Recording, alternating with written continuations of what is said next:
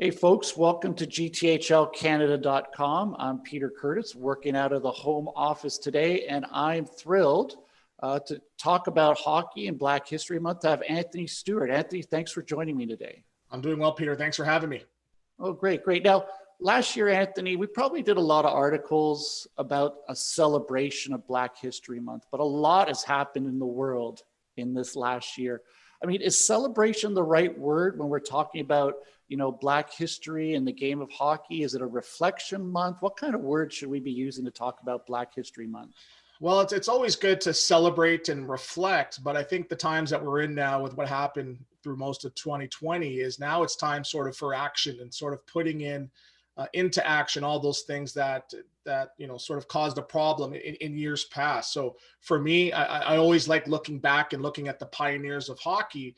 But, for someone that is a visible minority in hockey, I'm not worried about myself. I'm worrying about making it easier for the next generation of kids. So my kids and my kids' kids. So that should be the real focus on the conversation. How do we make it where it's easier for them to be accessible to hockey, to play the game and have success in the game? That's been great to me and my family.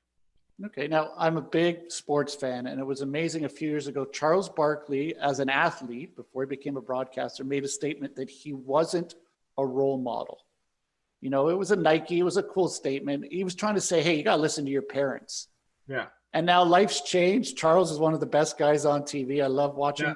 Like you're a player, a G grad, and an NHL player, broadcaster. Now, are you a role model?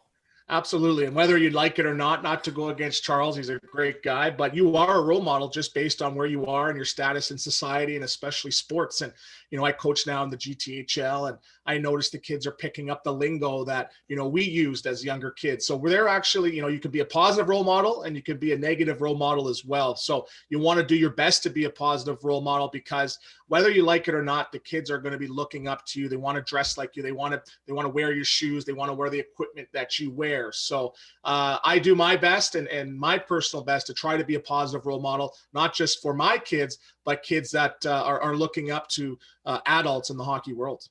Okay, so now I know your story, Anthony. I mean, big family based in Scarborough, some financial struggles.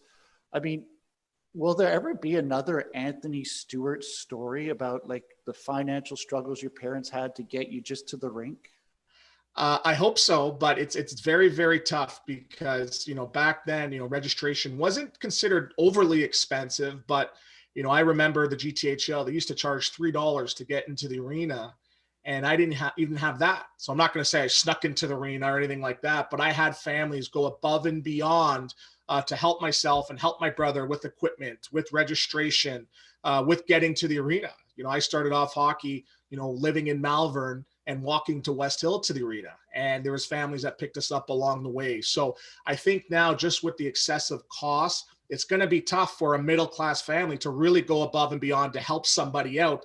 That is like an Anthony Stewart or Chris Stewart. So especially growing up in Scarborough, there's not a lot of AAA accessibility to the GTHL, but it's something that the league continues to work on, something that I strive to work on a day-to-day basis, just trying to pay it forward, go above and beyond for these next generation of kids, not just Black, white, Chinese, every different background, to make it easier for them. Because if people didn't go out of their way for me, there wouldn't be an Anthony Stewart, there wouldn't be a Chris Stewart, there wouldn't be a Wayne Simmons, there wouldn't be a Devontae Smith-Pelly. So I do everything within my power to make it easier for that next generation of kids. Okay, and now you started off, I guess we're going to say West Hill was where you first tied your skates. Is that where you were? Yeah, West Hill.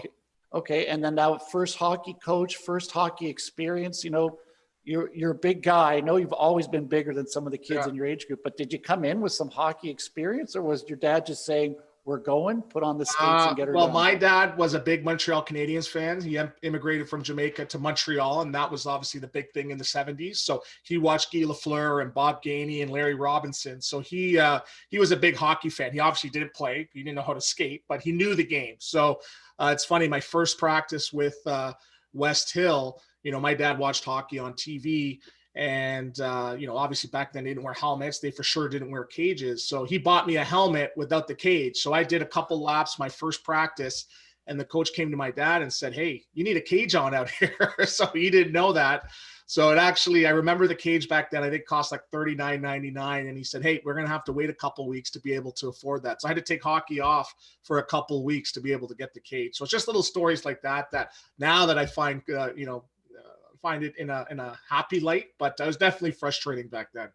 Okay. Now I find myself, I'm a Scarborough resident now. I'll be honest, I wasn't born and bred. Yeah. But I'm a Scarborough guy. My kids play at West Hill. Mm-hmm. And it was funny last year with the World Juniors when, that goal goes in and then Foodie and Thomas are being interviewed and you hear Scarborough, Scarborough, Scarborough. I mean, was there like this very specific Scarborough hockey culture that you felt you were part of back then? Absolutely. The old SHA with the Scarborough City Cougars and Cedar Hill Rebels and Scarborough Stallions. It's almost nostalgic just thinking about it, and the Scarborough Sabres and going to the different arenas. And that SHA back then bred a lot of great hockey players. Myself, Wayne Simmons, Smith Pelly, Kevin Henderson, Joel Ward, Mike Duco. So we had that Scarborough connection where these guys that were, raised in Scarborough, we used to train together, work out together. You obviously have the odd party together, but we had that close connection that Scarborough brought us together.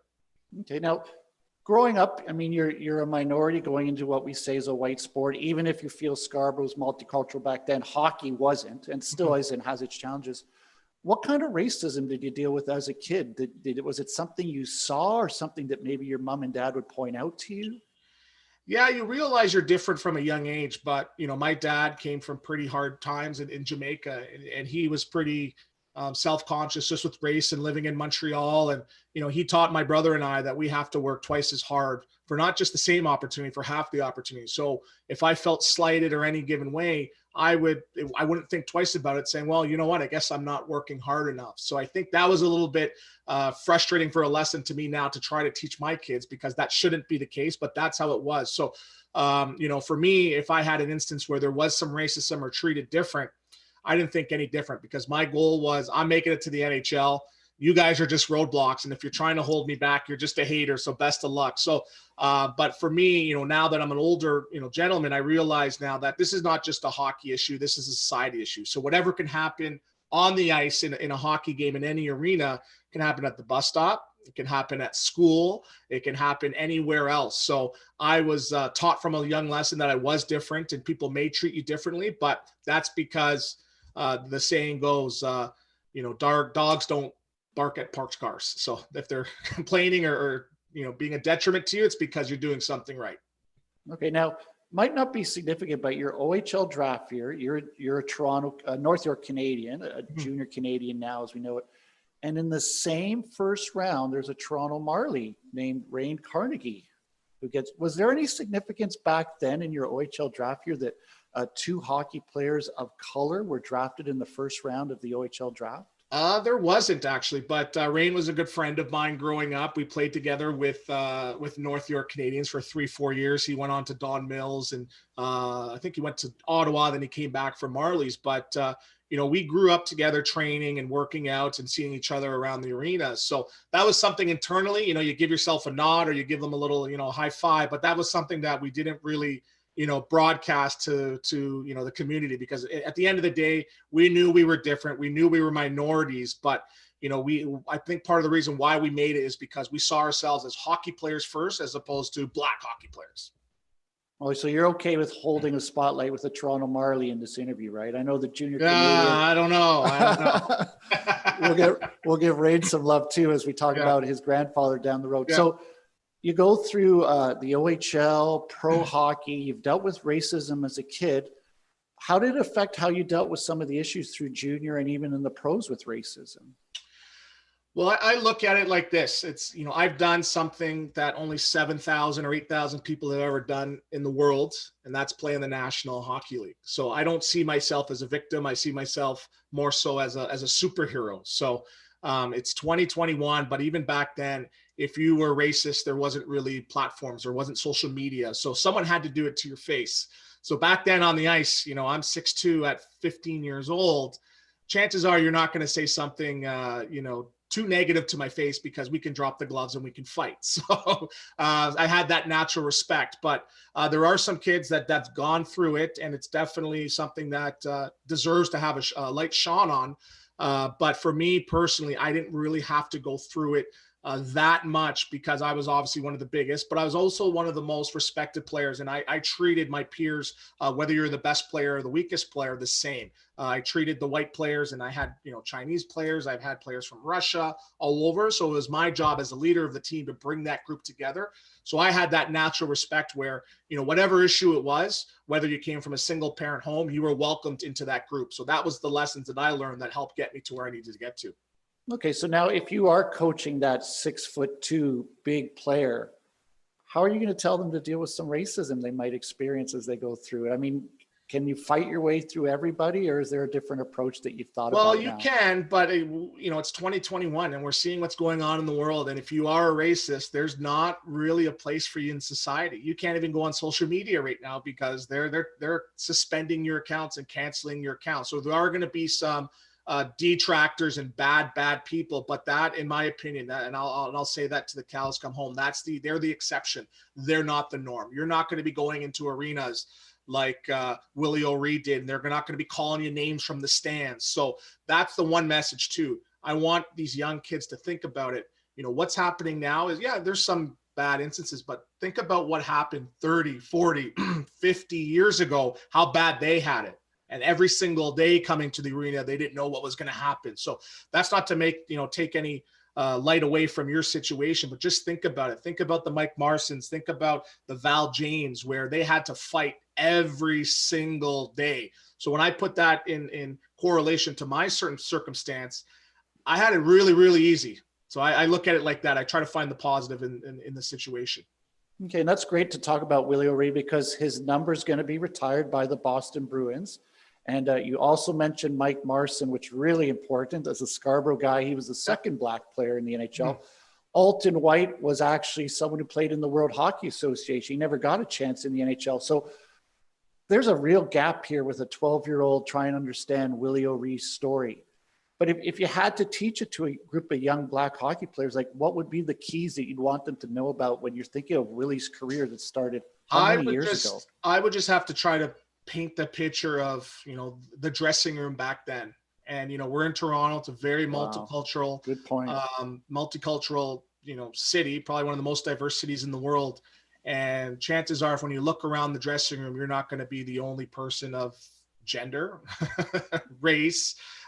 So paint that picture back then, how alone he must have felt in the 50s and the 60s and the 40s coming up, and just how he was treated every time he got on the ice, or every time, they saw him carrying his hockey bag.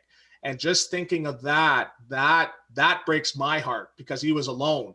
And for him to now, work on his craft and get so much better every single year, to have the ability to get called up into the National Hockey League, where the Boston Bruins, they could have called up any single guy and no one would have said, what about Willie? So he went through all that adversity and he made it to the National Hockey League. Oh, and on top of that, he was blind in one eye. So to paint that picture, it's humbling to me because I went through some certain situations, but it helped made me who I am, and it helped made my brother who I am. And those lessons that I learned is definitely helping me today as I go on into coaching, as I go on into media, and I go on to the next stage of my life. Yeah, and I had a chance to meet Herb Carnegie many times, and Herb would never let you take the conversation to the past. I don't know, Anthony, maybe it was just me, but you would try to draw stuff out of him. And he didn't say it was hurtful. He was always thinking about the future, which was really amazing. I mean, we're heading into hopefully a better world, and hockey will benefit here. Canada on a whole, we used to say, hey, we're not like the Americans. We don't have those issues. Now we're finding out we do.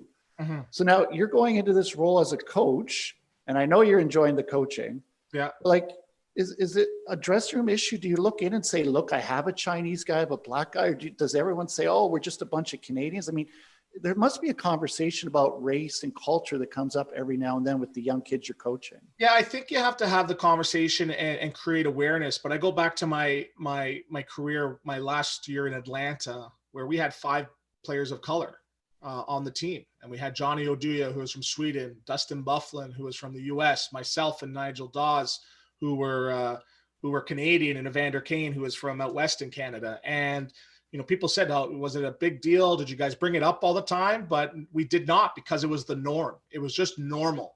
It was normal. And we knew that we were in a safe environment because we're in a group of 5. And I think that should be the goal, where it's become such the norm where we don't talk about it anymore. So that's not saying we're denying it or not acceptant of the past, but I think that's the future, where you have a dressing room with, you know, 4 Black players, 2 women, and you know, a player from Asia. And that's how you create that change, where it's the norm. And, you know, I grew up with players, you know, from India and China, where, you know, I learned to be I'll use the word tolerant of their culture and things like that. And that helped me now, where, you know, I look at people as people before I look at them. Hey, there's a Chinese person or an East Indian person or a person from Europe.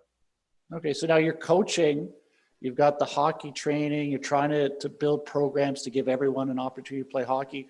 And then all of a sudden, this broadcasting thing comes up. I'm listening in the morning, Anthony Stewart, afternoon, Anthony Stewart. I mean, it's the same guy, right? And then I watch the game at night, Anthony Stewart. Yeah. So you were doing all this amazing stuff, and I know you want to grow the game.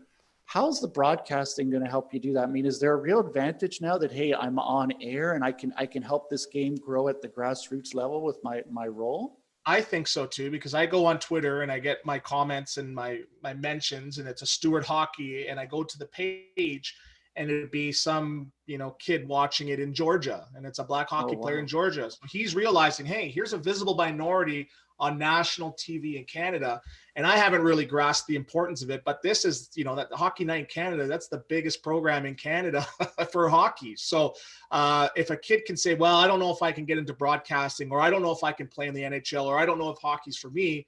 Well, here's a kid from Scarborough, Ontario, that came from literally nothing, growing up in motels in Scarborough, and you know, literally not having $3 to pay the GTHL fees to get into the arena, on a national platform. He made it to the top as a player, and now he's doing well as a broadcaster. And that's not because, hey, I have I'm buddies with Ron McLean and we're good drinking buddies. No, I just put those same lessons that I learned as a player: hard work, working hard, twice as hard for the same opportunity, not saying no. That's the only reason why I'm doing well now, is hey, can you come and do this? Yes. Can you do this? Can you do that? And so eventually I just kept saying yes, and it made my way all the way up to Hockey Night in Canada. So I worked really hard for that opportunity, and I'm doing my best to make the most of it.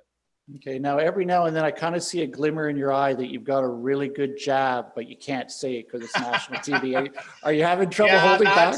That's Kevin Bieksa's shtick. So they want him to be the guy, and I save it for radio, but I'm always like ready to go. And, the rule number 1 is you never chirp Berkey. Brian Burke is he's the guy that you don't want him to be. You don't want to be in his crosshairs, because he can be grumpy at times, but he's actually been great with me, helping me out a lot behind the scenes, and actually teaching me how the hockey world works at the management level and the National Hockey League. So everyone's been great. That's the one thing too.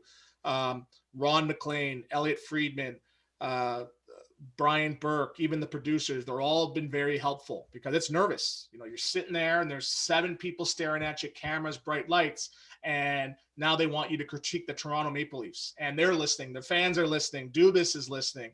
So you're obviously going to make some mistakes, but everyone's been great in just helping me on a day-to-day basis, working on the craft. Yeah. One air, the Twitter versus after you, right? I mean, I know it. Okay, now I appreciate how busy the time is. So I want to kind of finish here. I mean, we're talking about the celebration, the reflection of Black History Month. The NHL has a great program. I've met Kim Davis, so I'm a little biased. Kim Davis came and spoke at our GTHL transition game. I actually know some of the grads at the HDA as well, the guys that have done some work. They're not on the same page right now. But are you confident that we're going in the right direction? If there's 2 groups or 1 group, is the conversation getting to where we need it to be?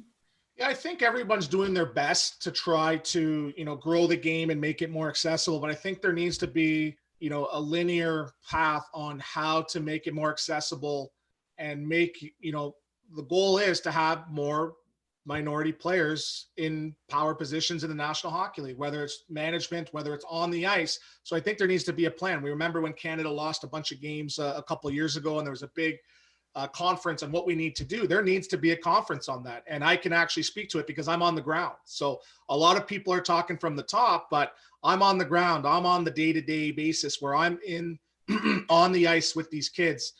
10, 12, 14 hours a week. So I'm literally preparing the next generation of kids that are going to be at the National Hockey League.